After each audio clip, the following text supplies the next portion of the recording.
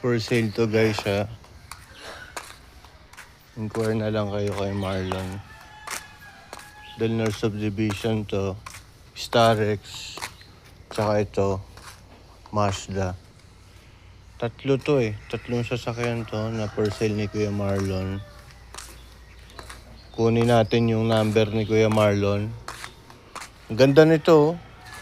Pang single na babae magdadrive o kaya lalaki. Oh, ayun na ito. Ganda nito, Mazda. Si Kuya Marlon. Ayan. Anong contact number Kuya Marlon? Mamaya na lang. Oh, busy. May ginagawa si Kuya Marlon. Gumagawa ng ano.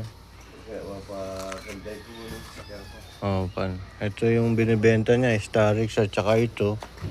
Tatlo to Kuya Marlon, no? Kabila yung isa. Puntahan natin yung isa. Ayan. Sa Delnar subdivision to, Las Piñas. Inquire na lang kayo dito. Malapit lang to sa covered court.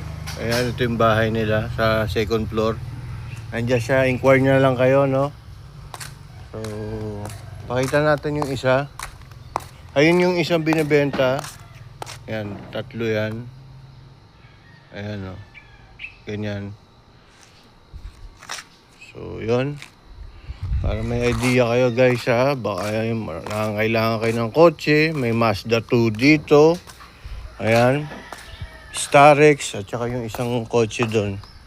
Yung isa Kuya Marlon, yung ano, old school, 1999. Nabenta na. Galing ko mag-vlog eh. Kitang-kita sa ano yun eh. Buong All Universe eh. Buong All Universe ha. Kuya Marlon, sipag ni Kuya Marlon, no? Yan talaga pag pamilyado na eh. Kailangan pamilya na may magka-college sa kanya eh. Kaya tinutulungan natin si Kuya Marlon. Kasi kinakapatid ko yan. Yung papa niya at saka si Ana Rose. Inaanak niya si Ana Rose sa simbahan. Catholic Church. Kaya kinakapatid ko yung mga brother na Burgos. Yan.